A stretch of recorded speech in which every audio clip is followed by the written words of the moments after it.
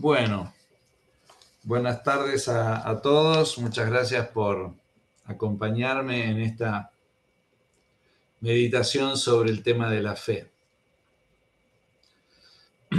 Allí les mandamos con María un ensayito que yo escribí hace unos años que se llama No hay dudas de amor.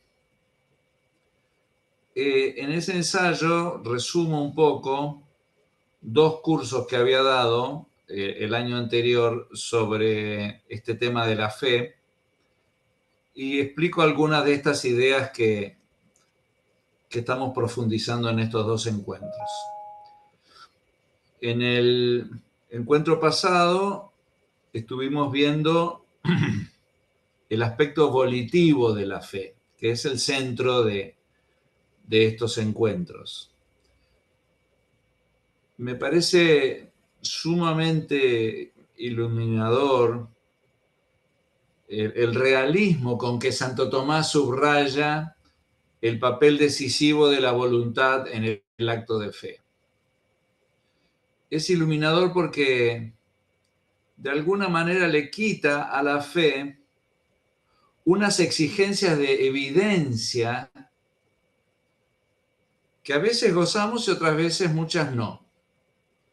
Es decir, ¿qué tenemos que pedirle a la fe en cuanto a evidencia de las verdades en que creemos? Pues no tenemos que pedirle mucha evidencia. Como veremos hoy, es distinto el tema de la certeza. Lo que vamos a ver hoy es que puede haber una certeza de la fe sin evidencia.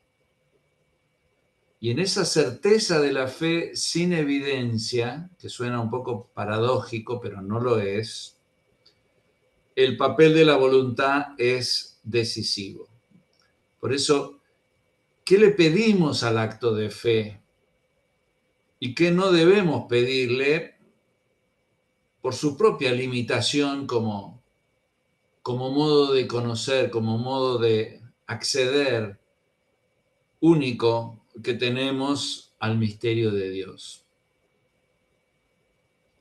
El otro día, el centro de la exposición fue esa definición de Santo Tomás de la fe que tiene ahí en la Secunda Secunde, ese pasaje que hoy les repito como primer texto de los que les puse para reflexionar hoy, donde está la definición clásica de Santo Tomás de fe, que es una definición compleja, ¿no?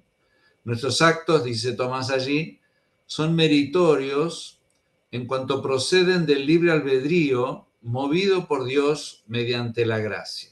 Es decir, el tema del mérito, decíamos el otro día, que es un tema que hoy está bastante desacreditado, pero tiene un sentido teológico profundo, ¿no? Meritorios son los actos que proceden de nuestra libertad movida por la gracia. Así que hay una convergencia de la acción de Dios y la nuestra en la cuestión del mérito. El protestantismo siempre criticó esto del mérito desde la propia libertad y negaba la libertad, pero sin caer en el otro extremo que niega el papel de la gracia en el mérito. Hay que repetir que el mérito es una convergencia de la gracia divina y de nuestra libertad. Por lo cual, dice Santo Tomás, todo acto humano que supone el libre albedrío, si está referido a Dios, puede ser meritorio. Todo acto humano que supone el libre albedrío, si está referido a Dios, puede ser meritorio. Y el mismo creer justamente es un acto humano y supone el libre albedrío, porque es el acto del intelecto que asiente a la verdad divina por imperio de la voluntad movida por Dios mediante la gracia. Esa larga definición y compleja definición que da Santo Tomás. Y así supone el libre albedrío en orden a Dios, por lo cual el acto de fe puede ser meritorio. Es decir, es un acto del entendimiento que asiente, actus intellectus assentientis, El objeto de ese asentimiento es la verdad divina revelada en Cristo. Pero la causa del asentimiento no es la evidencia, decíamos, sino que es el imperio de la voluntad que mueve a la inteligencia a decir sí, a asentir. Y mueve libremente. Es un acto libre de nuestra voluntad, de nuestra libertad, que elige justamente creer. Por eso el título de estas dos charlas, Yo elijo creer. Y es fuerte esta afirmación, ¿no? Yo elijo creer. Y otros pueden no elegir creer. Y todos los hombres en el estado de viadores estamos en posición de libertad frente a la revelación. Podemos decir sí o podemos decir no. Hoy voy a tomar el tema de las dudas de fe. Y voy a hacerlo de la mano de Santo Tomás, porque Santo Tomás es en esto, como en muchas otras cosas, un maestro tremendamente realista, que da cuenta de la experiencia real del hombre en cuanto a esta cuestión.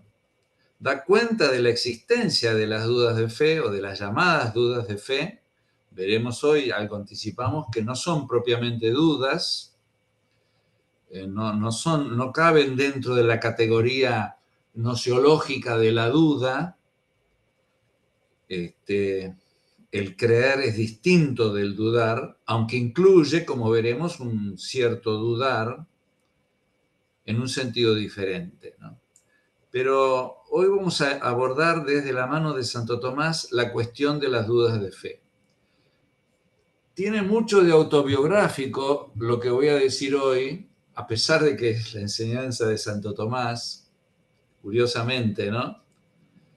Porque en mi vida intelectual, yo que siempre fui creyente, como dije en la reunión pasada, no como por ejemplo Guardini, que durante un tiempo dejó de creer y después volvió a creer, ¿no? Yo siempre fui creyente, nunca suspendí el asentimiento de la fe, el assensus fidei, el decir sí a esa revelación de Dios en Cristo, no solamente un decir sí externo, verbal, una confesión de la fe, un credo público, sino también ese sí interior, es decir, nunca suspendí un asentimiento interior a la verdad divina revelada en Cristo. Pero a través de mi vida de creyente y de creyente intelectual, como muchos, y no pretendo en esto tener ningún tipo de monopolio, conocí la experiencia de las dudas de fe o de las llamadas dudas de fe, las padecí, luché con ellas y contra ellas, y creo que en la condición de Homo Viator es algo que me va a acompañar hasta el último día de mi vida, a no ser que Dios se apiade de mí y me dé el don del entendimiento, ese don del Espíritu Santo por el cual uno alcanza una certeza sobrenatural mayor, una cierta evidencia incluso sobrenatural que hace mitigar totalmente y hasta apagar esas dudas de fe, como muchos otros tienen ese don, ¿no? Pero bueno, es un don de Dios, es una gracia de Dios, que Él es libre de dármela o no. En el camino, mientras tanto, lo que hice fue estudiar qué son estas dudas de fe, tratar de entenderlas en mí mismo y según la doctrina de Santo Tomás, y en esta oportunidad, en esta charla que tengo con ustedes, lo que hago es tratar de explicarles y explicarme a mí mismo también estas dudas de fe. Se me ocurrió hacerlo a partir de un misterio que creemos los católicos y los ortodoxos. No tengo tan claro si los anglicanos también, definitivamente no los luteranos y los protestantes en general, que es el misterio de la presencia real de Cristo en la Eucaristía. Se me ocurre ponerlo como el ejemplo, me parece, de lo que significa, vamos a usar el término de San Pablo, la locura de la fe. por la locura de la fe, nosotros frente a lo que parece ser un pedazo de pan, nos ponemos de rodillas, adoramos a aquella santa realidad, porque creemos que el Señor está presente en cuerpo, sangre, alma y divinidad en ese pan consagrado. Porque creemos que no es pan, no es simple pan, sino que es verdaderamente el Señor. Ahora, no como una presencia cualquiera de Dios en cualquier criatura, Dios está en todas las criaturas, pero Dios está en las demás criaturas desde la esencia real de esas criaturas que siguen siendo lo que son, y en ese ser lo que son nos transmiten la presencia de Dios en ellas. En cambio, en la Eucaristía, Dios toma, por así decir, Jesucristo toma el lugar de la esencia de la cosa y sustituye la esencia de la cosa, por eso en catolicismo hablamos de transubstanciación. Es decir, ya no es pan, sino que es el cuerpo del Señor, ¿no? Y nosotros creemos en esto contra toda evidencia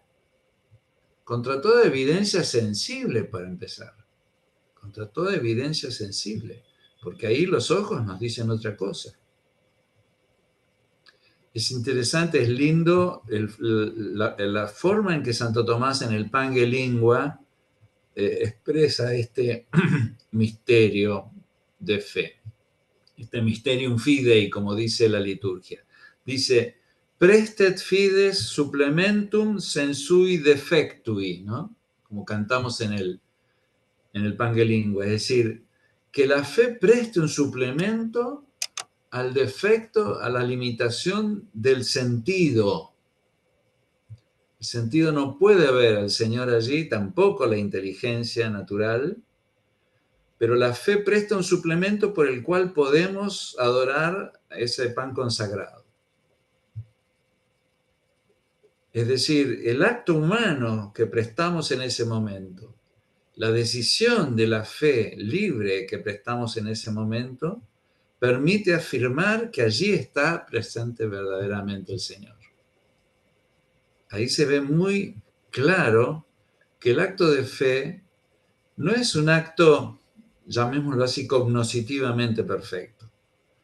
Estamos frente a un misterio y adoramos esa hostia consagrada. Y también podemos dudar. Puede venir alguien, un protestante, que cree en Jesucristo resucitado, que cree en el Padre, que cree en la Trinidad, que cree en la encarnación y en la redención. Puede venirme y decirme, no, fíjate, eso es pan, ¿sí? Eso es pan. Y sembrar el bichito de la duda en el católico creyente, ¿no? Ese protestante que decía, si creyera como los católicos que Cristo está verdaderamente presente en el pan consagrado, no podría apartarme ni un solo minuto de su lado. Estarían día y noche cerca de la Eucaristía. Pero él no creía. Entonces, ¿qué son estas dudas de fe tan naturales en la vida del creyente? Y las pongo así, tan naturales. Quizá los que me escuchan no las han sufrido, sería una bendición, no hay por qué sufrirlas, pero son inherentes a la estructura misma, a la estructura gnoseológica de la fe, como veremos enseguida. Más bien lo excepcional es no sufrirlas. Y habla de una gran gracia de Dios, porque lo natural a la estructura gnoseológica de la fe es que vaya acompañada de las dudas. Esta es la doctrina de Santo Tomás que vamos a estudiar hoy.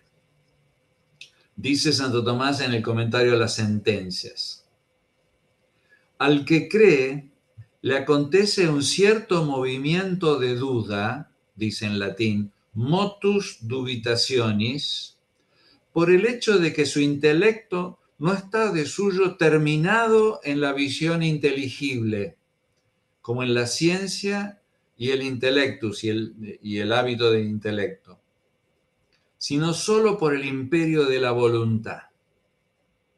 Es decir, fíjense, hasta qué punto el motus dubitationis, como lo llama acá, no usa la palabra dubitatio. No usa la palabra dubitatio, que es suspender el asentimiento. Frente a las dos partes de la contradicción, repito, recuerden lo que dijimos el otro día, frente a las dos tesis, Jesucristo es Dios, por ejemplo, y Jesucristo no es Dios, las dos partes de la contradicción, la dubitatio propiamente dicha, que no es el motus dubitationis del creyente, no es el movimiento de duda del creyente, sino que es la duda propiamente dicha del no creyente, porque el que duda propiamente no es creyente, se queda suspendido el asentimiento entre afirmar que Jesús es Dios y entre el afirmar que Jesús no es Dios. Se suspende el asentimiento. En cambio, en el creyente se mantiene el asentimiento, Jesús es Dios, a pesar de los motus dubitationis. El otro día Guadalupe las llamaba turbulencias de la fe. Turbulencias, es una buena expresión. Son pensamientos alternativos que se cruzan en la mente del creyente, pero a los cuales no les presta el asentimiento. ¿Se va entendiendo esto? Necesito un poco de colchón. Me pasa como comer con las vacas, con las miradas de vaca. No es que ustedes tengan mirada de vaca, por favor. No, perfecto, Alberto. Perfecto. ¿Se va entendiendo? Sí. Quédate sin anular el micrófono, vos, que si no me veo a mí mismo y me siento que estoy en una isla. Dale. Perfecto. Te Vamos a miro vos. Guadalupe también, veo una cara amiga. Es que para hablar necesito un otro, es una cosa terrible. Guadalupe, deja el micrófono prendido, no lo apagues para que la imagen se quede con vos, y lo mismo vos, María. Y cada tanto hagan ajá, ajá. Bueno, Perdón. Entonces, dice Tomás, al que cree le acontece un cierto movimiento de duda, motus dubitationis, por el hecho de que su intelecto no está de suyo terminado en la visión inteligible. Es decir, ¿qué quiere decir intelecto terminado en la visión inteligible? Sería intellectus perfectus. Es decir, que vemos que es así, que vemos con evidencia que es así. Este don de ver que es así, ya repito, podemos recibirlo de manera sobrenatural, pero no es natural. Es decir, ver que Jesús es Dios o que Dios es Santísima Trinidad. No es natural tener esta evidencia. En otros órdenes del saber, como la ciencia, o dice Santo Tomás acá, el intellectus, es decir, el hábito de los primeros principios, vemos que es así. El intelecto termina en lo inteligible. Por ejemplo, no es posible que algo sea y no sea al mismo tiempo. Es evidente. El intelecto lo ve con evidencia. No puede ser de otra manera. La otra parte de la contradicción es totalmente imposible. Sería contradicción justamente. Entonces, vemos que es así. O cuando una demostración bien hecha resuelve una cuestión en sus fundamentos, en sus principios, y vemos en los principios cómo se derivan esas conclusiones. Vemos que es así por la ciencia, eso es lo que Santo Tomás llama ciencia. Entonces, el intellectus está terminatus en la visión inteligible, tanto en el caso de los primeros principios como de las conclusiones derivadas de ellos. Entonces el intelecto se calma, se satisface, dice Santo Tomás después en otro texto. Esto no pasa en la fe, esto no pasa en la fe, sino que es la voluntad la que mueve el entendimiento a sentir a aquello que no ve. Y esto genera la posibilidad de los motus dubitationis, de los movimientos de duda, llamados dubitantes. Prefiero no llamarlos dudas, repito, y lo voy a decir hasta el cansancio, porque la verdadera duda suspende el assensus, el asentimiento, mientras que el creyente sostiene el asentimiento en medio de los motus dubitationis. Esto también permite calmar cualquier escrúpulo moral que podamos sentir los creyentes por las dudas que nos puedan acometer. Esto es muy importante. Me acuerdo una vez, confesando con un santo y sabio confesor mis dudas de fe, él me alivió muchísimo diciendo: Alberto, son escrúpulos, es decir, una especie de cosa culposa, ¿no? Y si uno piensa que con su voluntad está firme en la adhesión, expresión que vamos a repetir después en más de una oportunidad, firmeza en la adhesión, si nuestra voluntad está firme en la adhesión, no importa que haya muchos de estos motus dubitationis, porque estamos siendo fieles igual. ¿Se entiende? Estamos permaneciendo fieles en medio, quizá, de la tortura de estos movimientos de las dubitaciones. Ahora, Santo Tomás en De Veritate, cuestión 14, artículo 1, corpus, el mismo texto que leímos primera parte el otro día, hoy vamos a leer segunda parte, es una largo corpus de una cuestión maravillosa, que a mí me iluminó tremendamente en esta cuestión de lo que significa creer. Santo Tomás da cuenta en forma extraordinaria de qué es lo que sucede en el creyente y por qué existen estas dudas de fe. Para explicarlo bien, el texto, y para entenderlo bien, necesito recordar la doctrina del intellectus y la ratio. Intellectus y ratio tienen todo que ver con esta cuestión que abordamos hoy. Les recuerdo que intellectus y ratio son dos modos distintos y complementarios de funcionar nuestra inteligencia. La inteligencia humana ora actúa como intellectus, ora actúa como ratio. Actúa como intellectus cuando ve y cuando asiente, agregó hoy, y cuando asiente, aunque no vea, también es un acto del intellectus imperfecto.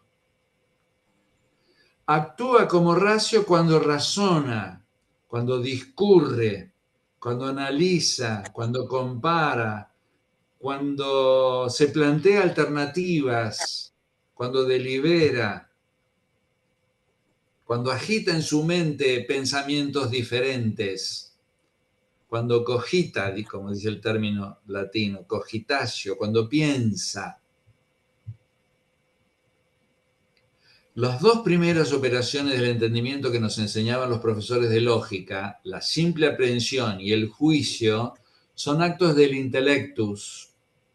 La tercera operación del entendimiento, que es la que nos lleva de una proposición a otra, de un juicio a otro, es acto de la ratio. ¿Sí? La primera operación, que consiste en pensar una esencia, por ejemplo, pensar en la esencia perro, o la esencia hombre, o la esencia mesa, sin afirmar ni negar nada de ella, es un acto de intuición, de intellectus. Intellectus es intuición. La segunda operación por la que afirmo o niego algo que considero verdadero o falso es un acto del intellectus. María, Sí. contame algo, gracias. Porque Guada se fue. Guada se fue. Estoy mirando Sí. que no se acople su micrófono con otra. Te estoy escuchando. Perdón. Pero es que necesito caras. Esto no es... ¿Ves por qué no quiero grabar? Estas cosas no deberían aparecer en YouTube. Bueno, entonces, intellectus es el acto de ver del intelecto, ¿sí?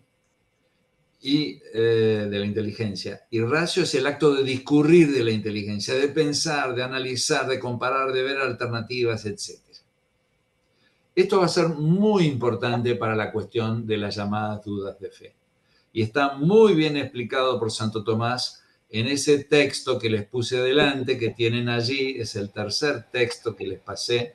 Es el texto más largo, que hoy nos va a ocupar bastante tiempo.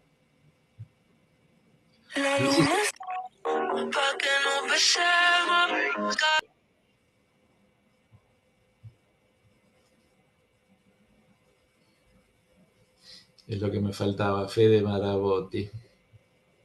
¿Están todavía ahí? Sí, ya lo silencié. Sí, estoy. Perdón, fue una publicidad de la cámara web que uso, disculpen. No hay problema. No te preocupes. Por lo menos veo otra cara más. Hola. La grabación esta va a ser un mamarracho, pero no importa, alguno la verá. Lo importante es el contenido.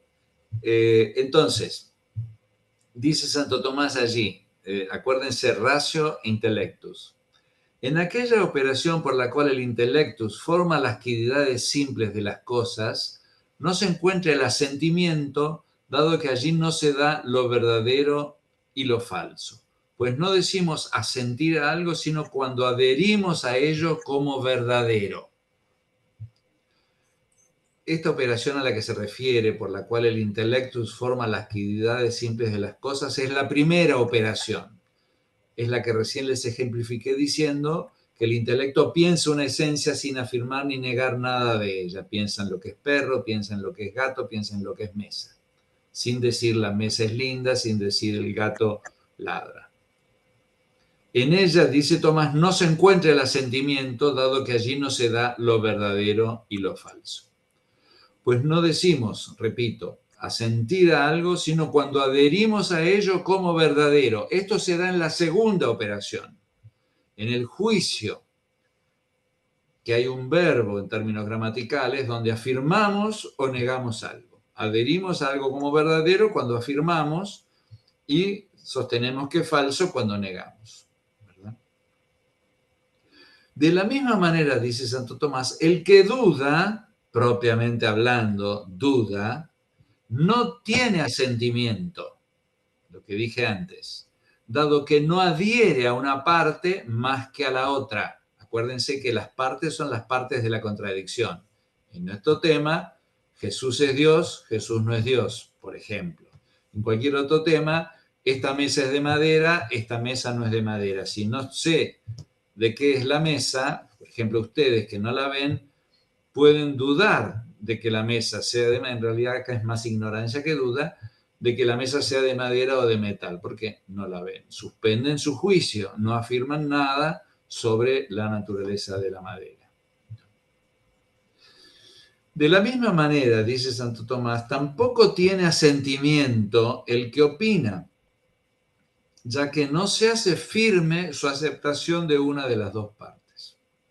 El que opina, como decíamos, se inclina hacia una de las dos posibilidades sin descartar la otra. Entonces es como una adhesión tibia a una de las dos partes, suave podríamos decir así. La persona que opina de todo pero no afirma nada es una persona que como que no se juega en nada, sino que opina. ¿Sí? Acuérdense que la palabra creer en el uso vulgar se usa a veces como sinónimo de opinar. Yo creo que es así, pero no me juego, ¿sí? Es muy suave. Esto no es creer en sentido fuerte, que es de lo que hablamos en estos dos encuentros. Sigo leyendo. El que intuye, dice Santo Tomás en latín, intelligens, se refiere a ese hábito de los primeros principios, al nous de Aristóteles, del libro sexto de la Ética Nicómaco, ¿sí? esa capacidad innata que tenemos para asentir a lo evidente, esa capacidad por la cual nos damos cuenta que no podemos afirmar y negar a la vez lo mismo de lo mismo. El ser no puede ser y no ser al mismo tiempo y bajo el mismo aspecto, ¿no? Por ejemplo, el principio de contradicción. Es decir, es evidente. Entonces, el que intuye intelligence tiene ciertamente asentimiento, dice Santo Tomás. Tiene assensus, ya que adhiere a una de las partes con máxima certeza, certísima. Pues no hay en él razonamiento, dice Santo Tomás, no hay cogitatio. O sea, la ratio en el que intuye los principios no juega ningún papel, ya que sin discurso es determinado a una de las partes. Es el caso de algo que nos resulta evidente de forma inmediata. Lo podemos trasladar al campo de la evidencia sensible. En este momento estoy viendo a Guadalupe Caldani de Ojea Quintana en la pantalla. ¿Sí? Para mí es evidente que estoy viendo en la pantalla a Guada Ojea. ¿Sí? Y esta evidencia me lleva a un ascensus sin cogitacionem, es decir, asiento a esta verdad sin razonamiento, sin ningún tipo de cogitatio, sin que la ratio juegue ningún papel. Tengo evidencia sensible y a través de esa evidencia sensible, una evidencia intelectual que la acompaña, por la cual presto un asentimiento con total certeza. ¿Sí? Aquí no puede haber ninguna duda, aquí no puede haber opinión, aquí no hay creer, aquí hay evidencia y la certeza que nace de esa evidencia y un asentimiento clarísimo a esto que estoy experimentando. El que sabe, dice Santo Tomás, sciens, el que tiene ciencia, ¿cuál es el que tiene ciencia? El que tiene ciencia es el que demuestra una verdad sobre la base de unos principios. Quizá un ejemplo de matemática puede servir, ¿no? No voy a dar un ejemplo de matemática desarrollado, sino la idea de lo que es una demostración matemática. En una demostración matemática hay unos principios que son axiomas, que son evidentes por sí mismos, y a través de un desarrollo, ¿sí?, se puede deducir de ese principio una conclusión. Para el que ve la evidencia del principio, del axioma, y recorre el camino de la demostración matemática y ve que es correcto el procedimiento, o sea que la ratio procedió correctamente, una demostración, asiente con certeza la conclusión. Es decir, aquello a lo que llega a través de un razonamiento bien hecho, de un procedimiento bien hecho a partir de un principio evidente, puede afirmarlo con seguridad. Asiente con certeza a la demostración a partir de un principio y de la ratio demostrativa que está entre ese principio y la conclusión. Entonces allí interviene la ratio, pero interviene entre dos actos de inteligencia, el acto inicial de la inteligencia que intuye el principio y el acto final de la inteligencia que intuye la conclusión en el principio, como derivada de él. ¿Me van entendiendo? Sí. Por eso dice, el que sabe, sciens, tiene tanto razonamiento como asentimiento, dice Tomás. Tiene tanto razonamiento, cogitatio, como asentimiento, assensus. Pero un razonamiento que causa el asentimiento. ¿Ven? El razonamiento, la ratio, la demostración es causa del asentimiento, de la conclusión, de la afirmación de la conclusión. Y un asentimiento que finaliza el razonamiento. Es decir, se llega a un final del razonamiento, se cierra el razonamiento. y se llega a una certeza. Se llega a una evidencia participada de los principios en las conclusiones. En la ciencia, el movimiento de la razón comienza en la intuición de los principios y en ellos termina por vía resolutoria. Vía resolutoria consiste en que a través de la demostración se llega a ver la verdad de las conclusiones en los principios. Y así, dice Santo Tomás, no tiene asentimiento y razonamiento como en un pie de igualdad, como los dos oscilando, asentimiento y razonamiento, como parejos, sino que el razonamiento induce al asentimiento y el asentimiento aquieta el razonamiento. Fíjense esta expresión. Acá, en la demostración científica o lógica o matemática, el razonamiento induce al asentimiento, lleva a un decir sí fundamentado en él, y el asentimiento aquieta el razonamiento. Subrayo la palabra aquieta, porque justamente es lo que no va a pasar en la fe. Es decir, en la fe este aquietarse del razonamiento no se va a producir, porque no se llega a una evidencia a través de un razonamiento sobre la fe. La teología puede razonar mucho sobre la fe y lo hace muy bien, maravillosamente, profundizando el misterio de forma inagotable, pero nunca llega a aquietar el razonamiento, porque la teología no es una demostración de las verdades de la fe, sino una profundización en su sentido y en su significado. ¿Me van siguiendo? Ustedes dirán, bueno, pero explíquenos, Tomás, la fe. Muy bien, la fe viene en el párrafo siguiente y aparece muy claramente el sentido de la duda de fe o de las llamadas dudas de fe, de los motus dubitationis. Pero en la fe, dice Tomás, se dan el asentimiento y el razonamiento, cogitatio, como en un pie de igualdad. Ex aequo, dice Santo Tomás. Quedan los dos. Yo digo, como conviviendo, sería más que flotando, conviviendo. Esa es la palabra. En la fe, el asentimiento convive con la cogitatio, con un estado deliberativo o de análisis o de razonar. ¿Por qué? Dice Santo Tomás. Pues el asentimiento no es causado por el razonamiento. Subrayo. El asentimiento no es causado por el razonamiento. Dicho de otra forma, podemos razonar años sobre los misterios de la fe, descubrir sus maravillas, su riqueza, su insondable significado y hasta su verdad, pero eso no va a causar el asentimiento. No va a causar el asentimiento. A no ser que haya una intervención sobrenatural, como dije antes, que no se le puede negar a nadie.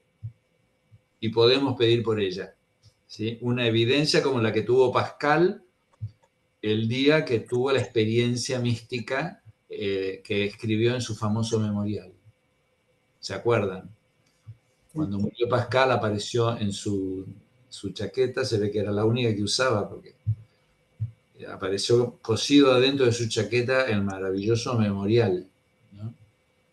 Donde Jesús, el Dios de Abraham, de Isaac y de Jacob, el Dios de Jesús, se le hizo presente de una forma excepcional.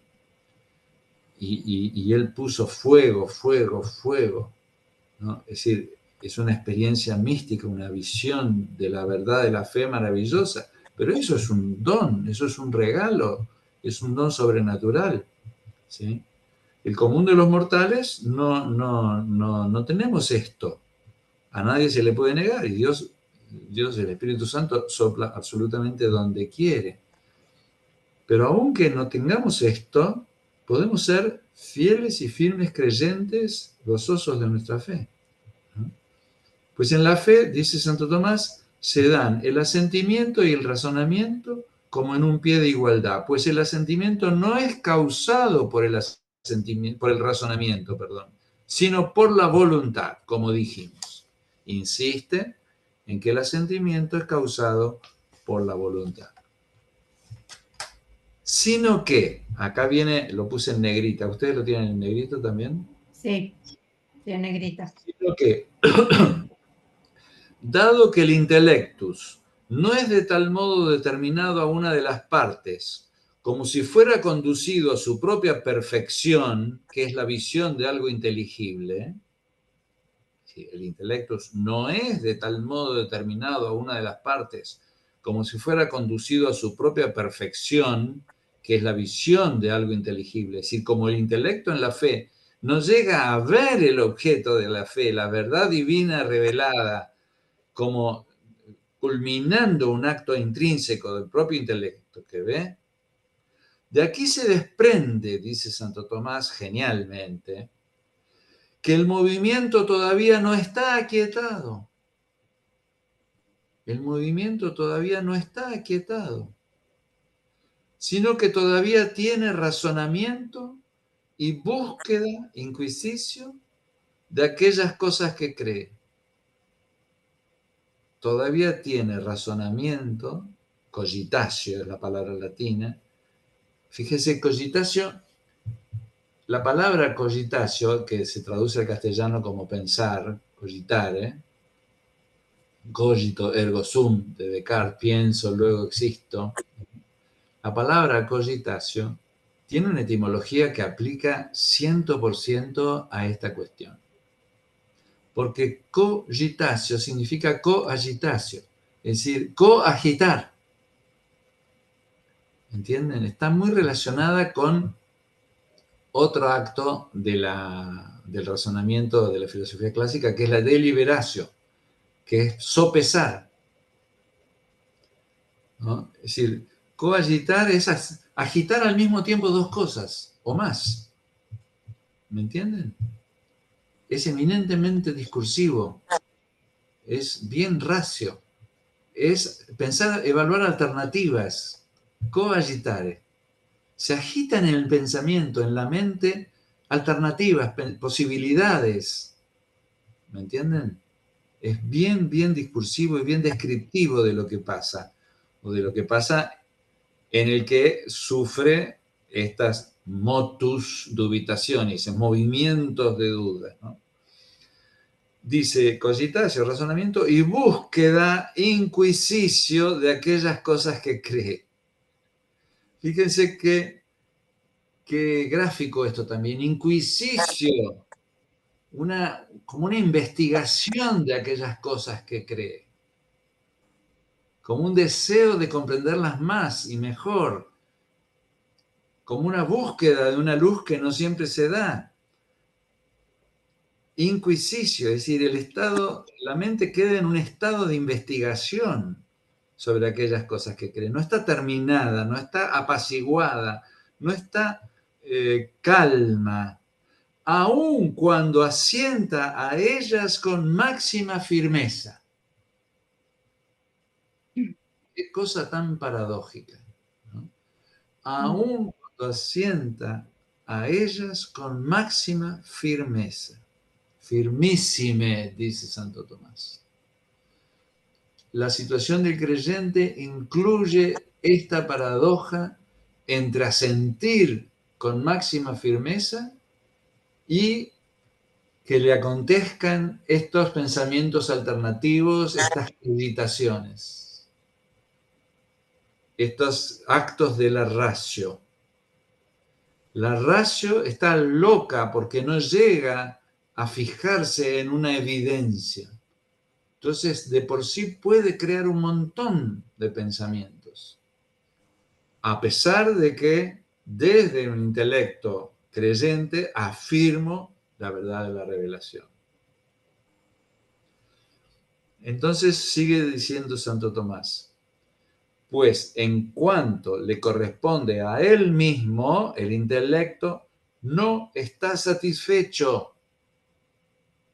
en el creyente, que es acto imperfectísimo desde el punto de vista epistemológico, nociológico, el intelecto no está satisfecho ni está perfeccionado a algo uno. Perfectus ad aliquid unum. Perfecto significa acabado, terminado, realizado. En el creyente el intelecto está como insatisfecho y como imperfecto. Y por eso es que lo pueden atormentar o no, depende de cómo uno se las tome, y esto es importante, la parte afectiva de cómo se tome uno esas oleadas de la ratio. Uno puede aprender a no darles importancia, a minimizarlas, a acostumbrarse a que forman parte del paisaje, o puede atormentarse moralmente porque le parece que está siendo infiel. Esto es lo que nunca hay que hacer, ¿no? Entonces, el intelecto no está perfeccionado a algo uno, sino que es determinado como desde afuera, es decir, desde la voluntad. Este desde afuera es desde la voluntad. Es la voluntad la que impulsa el entendimiento a sentir, al intelecto a sentir. Y por esto, dice Tomás, es que el intellectus del que cree se dice que está cautivo, captivatus. El intelecto creyente es cautivo, cautivo como encerrado en su propia impotencia de no poder ver lo que desea ver, porque es sostenido por términos ajenos y no propios. No es el propio inteligente, la propia inteligencia, sino que es la voluntad la que lo mueve al sentimiento.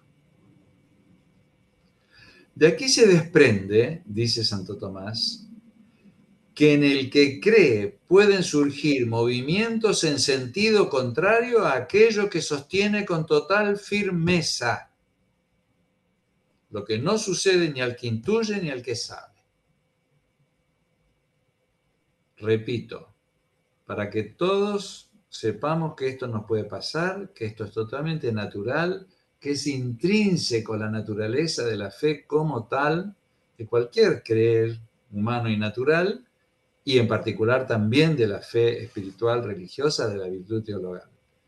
En el que cree pueden surgir movimientos en sentido contrario a aquello que sostiene con total firmeza. ¿Cómo? Si lo sostiene con total firmeza, ¿cómo le pueden surgir movimientos contrarios? Sí, le pueden surgir movimientos contrarios y sin embargo asentir, sostener con total firmeza. Esta es la paradoja. Este es el misterio, se puede decir así. Porque los movimientos en sentido contrario no son de la voluntad, son de la ratio, ni siquiera de la inteligencia, de la ratio. Entonces, mientras la ratio puede elucubrar esas alternativas y estar como loca, por decir así, en épocas más locas, en épocas menos locas, la voluntad sostiene firmemente el asentimiento del intelecto sin fallar un ápice, sin ser mínimamente infiel. Y con un grado mayor de heroísmo en el caso del intelectual cristiano que Santo Tomás compara con el mártir. Esto puede sonar un poco grandilocuente, pero es la verdad. Los que tenemos por obligación, por oficio, que estudiar los pensamientos de otros, algunos como el maestro Comar tenía la maravillosa inteligencia y también una gracia, fruto de sus extraordinarios estudios, pero también fruto de una inteligencia superior, de que él encontraba confirmaciones de la fe en los adversarios. Esto es maravilloso, él nos lo transmitió, nosotros lo hemos aprendido en buena medida, pero nunca, por lo menos en lo personal, yo pude verme beneficiado de esa extraordinaria evidencia que él tomaba de los autores adversarios. Además de que esa evidencia que tomaba de los autores adversarios se refería a la filosofía cristiana, a la tesis de la creación, a la tesis de Dios creador, que es objeto de razonamiento y de filosofía, no tanto referida a las cuestiones propiamente hablando de los mysteria fidei, de los misterios de la fe. Entonces, como les digo, para nosotros esto puede pasar, pueden surgir movimientos en sentido contrario a aquello que sostenemos con total firmeza, porque desde la voluntad somos fieles y firmes, y desde la ratio podemos sufrir esos movimientos en sentido contrario. Y repito, esto es importante a los fines de que esas llamadas dudas de fe, que propiamente no lo son, como expliqué ya varias veces, no nos causen ningún tipo de angustia, no nos causen ningún tipo de culpa, no nos causen ningún tipo de resquemor espiritual, porque son normales y propias de la estructura intrínseca del acto de fe. ¿Quieren preguntar algo acá? ¿Alguna reflexión? Alberto, te quería preguntar esto, a raíz del asentimiento causado por la voluntad, ¿no? Y el título, ¿te parece bien esta expresión o no te parece adecuada? Que en última instancia la fe es una opción. Por supuesto, pero por supuesto es una opción. No tengas ninguna duda que es una opción. Y está muy bien presentarla así y responde plenamente a la doctrina tradicional. Santo Tomás no usa la palabra opción, que es mucho más actual y muy fuerte, Vale. pero no tengas ninguna duda que es una opción. Hay que darle toda la fuerza de opción. Pero que Julio te quiere preguntar algo. Alberto, una pregunta vinculada a esto que dice Guadalupe. ¿Cómo ubicarías la llamada apuesta de Pascal en esto? Yo creo que está muy en esta línea. No estudié tanto el tema de la apuesta, no estudié tanto en el tema de la apuesta, pero creo que está muy en esta línea. No me animo a hablar mucho de Pascal porque no lo conozco tanto, es decir, sobre todo este tema, ¿no? Pero creo que está en esta línea. Gracias. Gracias. Bueno, lo último que hoy quizá termino un ratito antes. Lo último que voy a decir respecto a este tema de la duda, al final voy a hacer una pequeña conclusión sobre fe y caridad.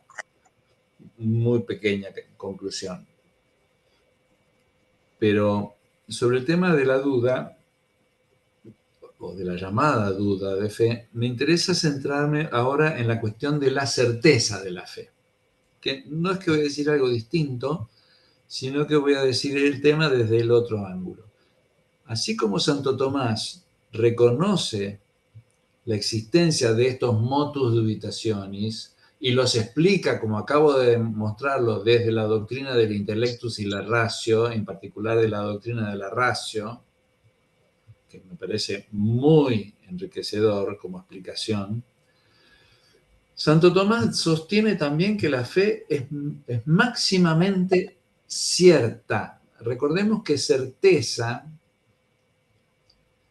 no quiere decir lo mismo que verdad.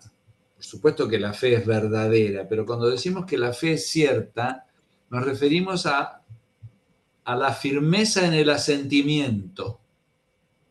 ¿Sí? A la firmeza en el asentimiento. Santo Tomás en De Veritate, en otro lugar, distingue muy claramente como dos aspectos de la certeza. ¿Sí? En ese texto que les puse al final de los que les mandé hoy, ¿no? Dice Santo Tomás, aquellas cosas que son objetos de fe son conocidas con máxima certeza, lo que dije recién, en cuanto la certeza implica firmeza en la adhesión. Fíjense la definición de certeza. Firmitas adhesionis. Firmeza en la adhesión. Es decir, adhiero firmemente a esta verdad revelada. Asiento firmemente a esta verdad revelada. Sostengo ante mi corazón y ante las personas que me rodean que Jesucristo es el Señor, por centrarme en la verdad principal de la revelación, ¿no? La verdad de la encarnación. Firmeza en la adhesión. Pues a nada adhiere más firmemente el creyente, dice Tomás, que aquello que sostiene por la fe. Fíjense, es extremo en cierto sentido. A nada adhiere más firmemente el creyente que aquello que sostiene por la fe.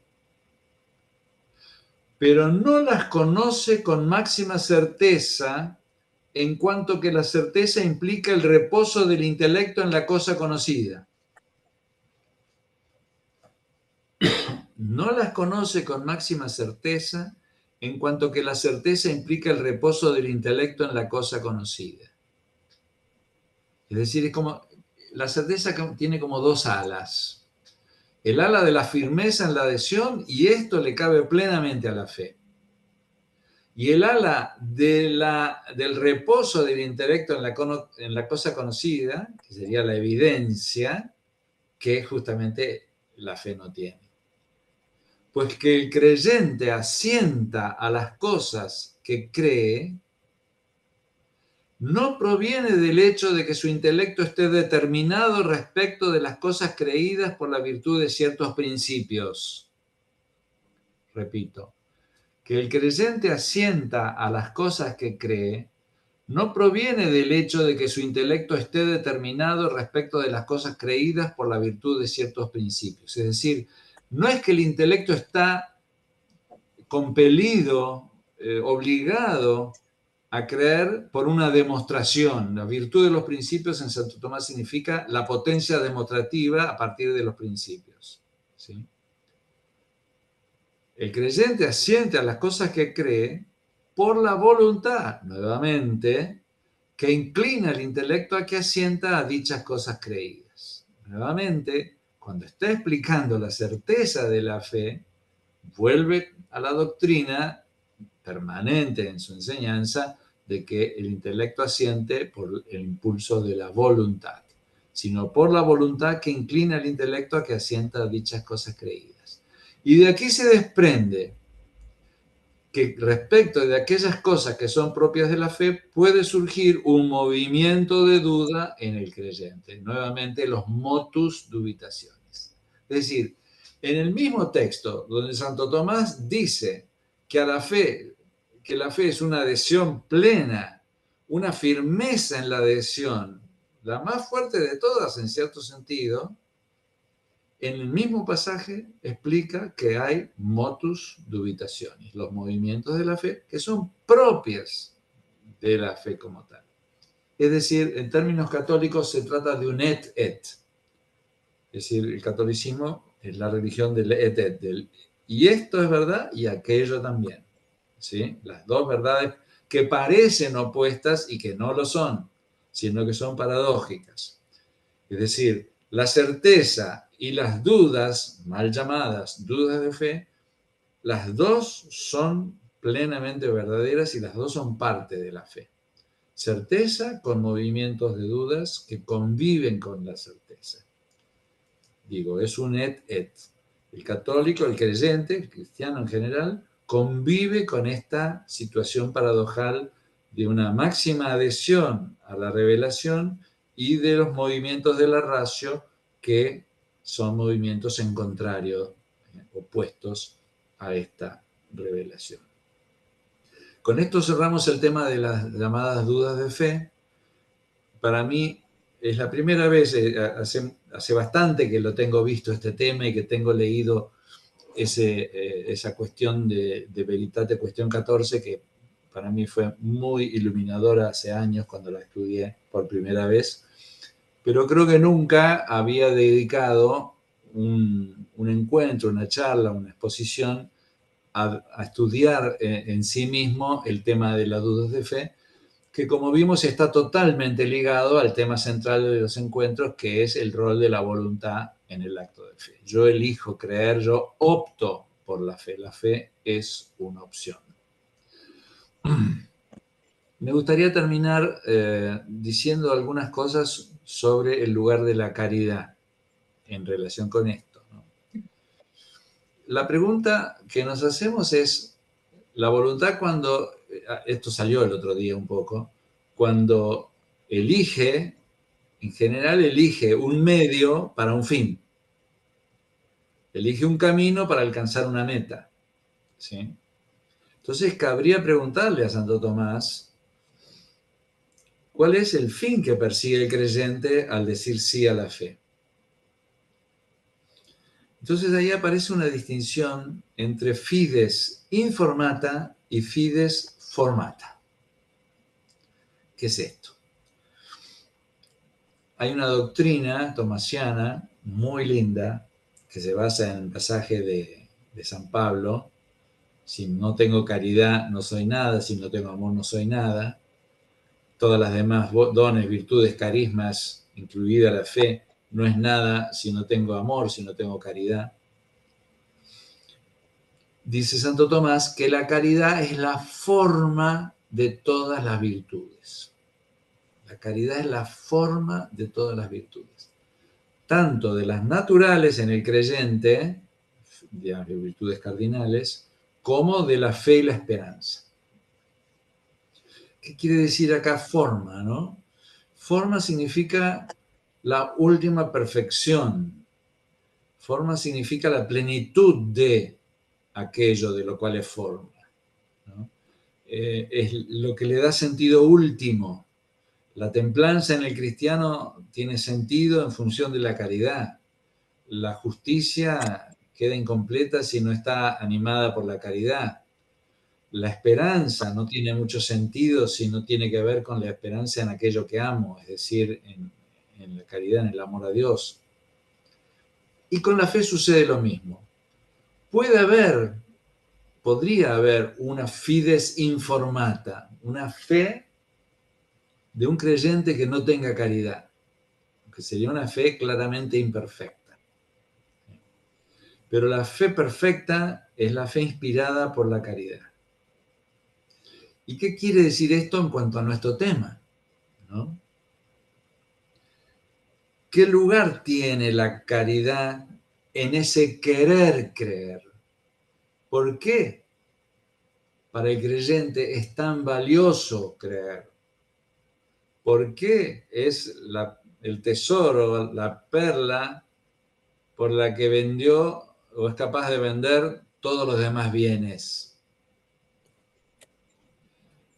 Lo que está en juego es el amor a ese Jesucristo que la fe nos presenta y a ese Padre del cual Jesús nos habla. Santo Tomás sostiene que en cierto sentido la fe es anterior a la caridad. ¿En qué sentido? En el sentido de que el conocimiento nos abre al afecto, es decir, que el conocimiento nos presenta el bien amado. Entonces, a través de la fe es la única forma que tenemos de acceder al misterio del Dios Padre, del Dios Hijo, del Dios Espíritu Santo, al misterio de nosotros mismos en última instancia y de nuestro prójimo a la luz de esa verdad de la Santísima Trinidad. Entonces, nosotros por la fe accedemos de alguna manera al objeto del amor. Se nos revela, se nos muestra, se nos abre, se nos regala la verdad de un Dios que nos ama y al cual nosotros le respondemos amando. Por eso la fe es fe, como han dicho muy bien algunos, en el amor de Dios y que suscita nuestro amor, ¿no? Nosotros hemos conocido el amor que Dios nos tiene y hemos creído en Él, ¿sí? Me acuerdo cuando vino Juan Pablo II, hace muchos años, en 9 de julio, en un encuentro tremendo que tuvo con toda la juventud, una cosa impresionante. Él predicó sobre esta frase de la carta de San Juan, ¿no? Nosotros hemos creído, hemos conocido el amor que Dios nos tiene y hemos creído en él. Es decir, que la fe está íntimamente ligada al amor. Queremos creer, acto libre de nuestra voluntad, porque esa fe nos regala un Dios amante de nuestra persona y de los demás. Es decir, se nos revela un Dios maravilloso. Se nos revela un Dios que es un abismo no solamente de verdad, sino de bondad y de belleza. Entonces, la fides formata, la fe inspirada por la caridad, quiere creer en aquello que ama. Quiere creer en aquel a quien ama. Entonces, en última instancia, se podría decir así, creemos porque amamos. Creemos porque amamos. Bueno, vamos a terminar acá, más temprano hoy. Si quieren hacer alguna pregunta.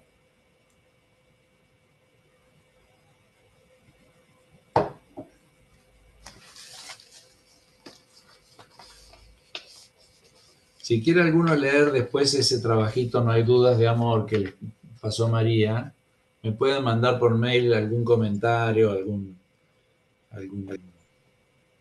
Eso Te quieren preguntar algo, Alberto, te quieren preguntar algo. ¿Cómo Guadá? Te quieren preguntar algo. Ah, perfecto. Ah, Fede. Alberto, no, tengo dos o tres preguntas. Una, en la primera definición de nuestros actos son meritorios en cuanto proceden del libre albedrío, movido por Dios mediante la gracia. ¿Meritorio de qué? ¿De más gracia? ¿De la Meritorio, vida el concepto de mérito se refiere a la vida eterna, directamente. Es decir, Okay. Mérito es el acto que puede ganarnos el cielo. Ahí el catolicismo se mueve en un punto intermedio entre el pelagianismo, que prácticamente sostiene que nosotros con nuestros actos libres podemos ganarnos el cielo, simplificando un poco, sin necesidad de la gracia, y el luteranismo, que dice que la salvación es sola gracia y que no juega ningún papel nuestra libertad. El catolicismo sostiene que el cielo, el premio, digamos así, el cielo es un fruto de la convergencia de la gracia de Dios y de nuestra libertad. Y esa convergencia se llama mérito. Es decir, mérito ad vitam aeternam, hacia la vida eterna. Está bien. Después lo otro, relatabas tu experiencia personal y demás. También me remito por ahí a una cuestión análoga que es, en mi caso también siempre fui creyente por familia, por formación, por ir madurando la fe y todo lo demás. Pero es algo que, no sé, en mi experiencia, el hecho de tener fe en la coherencia que tiene la religión católica o el conocimiento de Jesús o todo lo que implica, hace que en las cosas donde puede ser un misterio enorme la presencia de Jesús en un pedazo de pan o tantas cosas, hace que uno, desde la generalidad, que es todo lo máximo que uno puede encontrar en la vida, todo lo demás se hace creíble. No sé si... Sí. Es como un conjunto de sentido, diría Guardini. Es decir, la propia vida es un conjunto de sentido donde uno va tomando determinadas opciones en el recorrido y esas opciones de alguna manera van confirmando el camino que uno eligió y va como viendo que todo esto tiene mucho sentido aunque no lo comprenda totalmente. Y desde ese lugar podés adquirir una certeza, llamémosla macro, que te hacen no preocuparte por las dudas puntuales o por las preguntas puntuales, pueden ser preguntas que te puedas hacer frente a cosas que te resultan incomprensibles o misteriosas.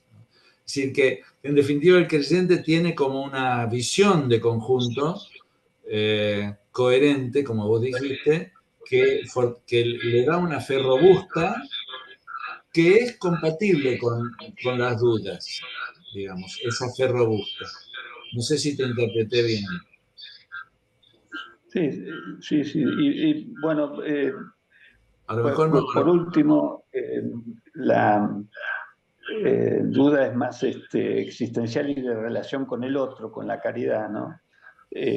Uno trata de, sobre todo a sus seres más queridos, que están alejados de la fe, de por ahí, en modo muy racional a veces, buscarle la vuelta para que pues la aparente incoherencia que encuentro es la gente bautizada, ya tienen el don de la gracia. La fe. De la fe, digo, De las el dos, don los de la dos. fe. Pero al mismo tiempo es como que le dan, en la cultura de hoy se prescinde de Dios, entonces pueden vivir su vida ni cuestionándose para qué la fe o lo que fuera, ¿no?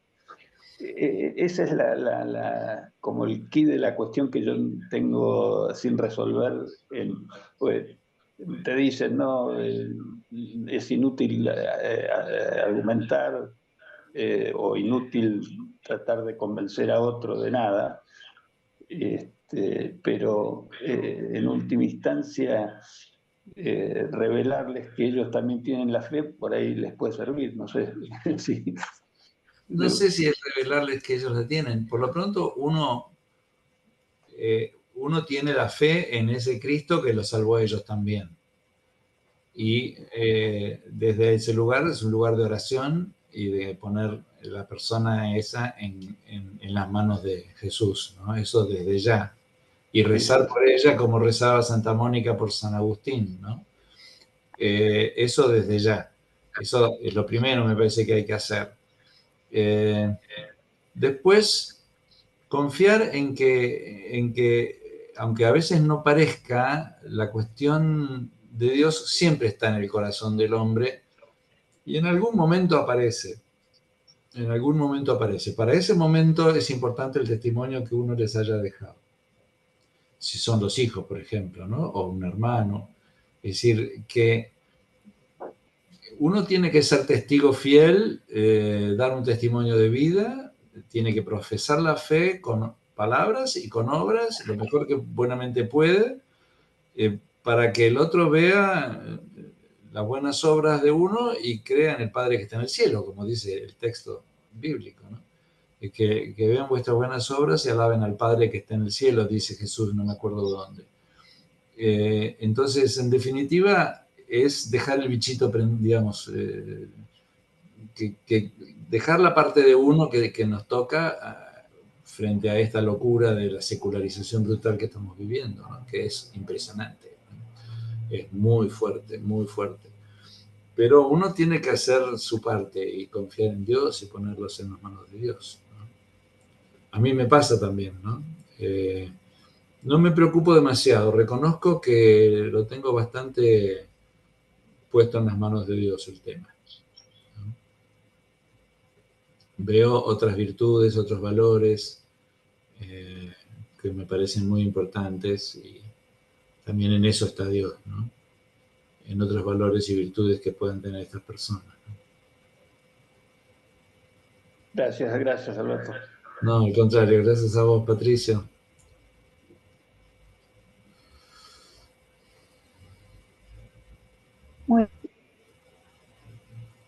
Bueno, María, ¿estás por ahí? Estoy acá. Hola. Bueno, muchas gracias, Alberto. Muchas Bueno, gracias. gracias a vos, a Julio. Un abrazo enorme. Gracias, Alberto. Bueno, leeremos después lo que nos mandaste. Bueno, muchas gracias. Muchas gracias. Bueno, Buenísimo. Gracias, Alberto. Leí tu texto y me gustó muchísimo. Me fue muchas realmente gracias. muy provechoso. Gracias. Muchas gracias, Elenita. Hasta luego. Gracias, Alberto. Muy lindos los textos de Santo Tomás. Me Ah, está encantaron. Giselle ahí. Qué bueno. Hasta luego. Bueno, esperamos repetición. Bueno, chao Mónica. Chao, un